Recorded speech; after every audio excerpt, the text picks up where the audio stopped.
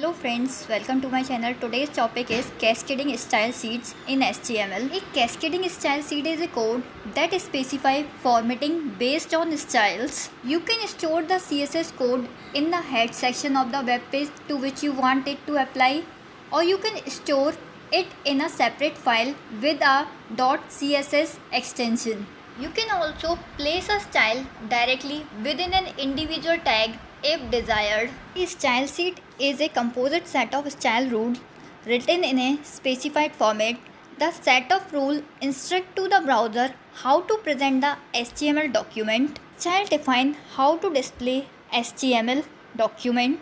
Syntax of CSS mainly consists of two parts, declaration and selector. Here, selector determines the element to which this rule is to be applied, that is the tag like paragraph tag, heading tag. Declaration specifies the exact property and value to be applied to the tag. Change the background using CSS. Here is the example. Here body tag is the selector. In the curly braces, background dash color is the declaration, followed by colon and value green, and followed by semicolon, then curly braces. There are three ways to insert CSS in HTML document: inline CSS, internal CSS and external CSS.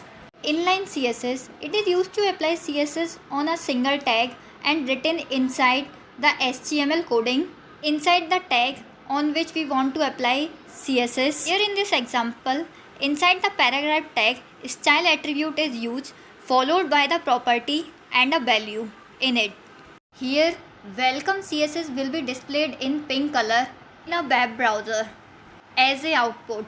Constructing style rule, internal CSS, that is embedded CSS. An embedded style sheet consists of a two-sided style tags placed in the head section of a document. Between the head tags, you define the rules for the various styles. Style rule begins with the name of the tag or other element to which the style applies. For example, if you are creating a rule that will apply to all the instances of the h1 tag, start the rule with h1. No brackets are necessary around h1 because it is already enclosed in the style tag. Next, type a set of curly braces. Then place the rule inside the braces. For example, to create a rule that makes the text of a first level heading red, use the following. Inline CSS is used to apply CSS on a particular tag individually, but internal CSS allows us to apply CSS on a single document or a page. We can apply to multiple tags at the same time the same formatting using internal CSS. It is written inside the style tag within head section of the HTML coding. Here in this example, inside the head tag, style tag is used. It is a container tag. Inside the style tag, body tag is specified background color as yellow. H1 heading color is given pink. After this, the HTML coding is written inside the body. In the output, background color of web page will be yellow and welcome to CSS, that is h1 heading, will be displayed in pink color. If you have more than one rule to apply, such as a color plus a typeface, separate the rules with semicolons within the curly braces. For example, to specify that the heading text must be both red and 14 pixels in height, include the following in your rule. If multiple tags should have the same rule applied to them, you can list them together and separate them by commas. For example, if all heading styles h1 through h6 should be red, you can write like this. When we should use internal CSS. Suppose you have several unordered lists in your document and you want them all to use the same square bullet character. Instead, you can create a style section within the head section that creates a global style rule for all UL tag in the document.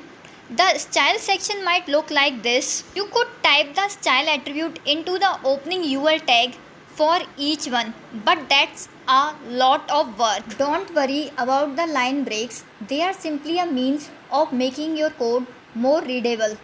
Preceding code could also be written like this. Third type of CSS is external CSS. Internal CSS work well for single page websites. A single external style sheet can be linked to multiple documents. It also makes it easy to change the formatting of your site after the pages have been constructed. Rather than having to edit each page individually, you can simply change the style sheet. Link tag is used for external CSS. External style sheet is a plain text file just like an HTML file. It can be written in any text editor. The file should not contain any HTML tag and must be saved with .css extension. It contains same thing you would place within the style tag if you were creating the style sheet internally. You do not need the style tags themselves in external CSS. After creating the style sheet, you create a link to it in the head area of each document of HTML. For example, if the style sheet is named default.css, you would link to it by inserting this code in the document's head area. Link tag has three attributes: rel, type, href. Rel stands for relation. It defines the type of a style sheet and also defines the relationship between the linked file and HTML document. Type defines the type of target link. href defines the target file of link.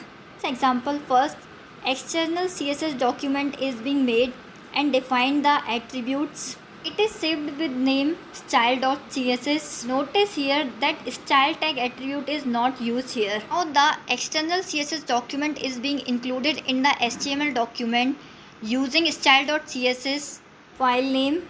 It applies the CSS style formatting in this HTML document. It's defined in style.css file, that is the web browser.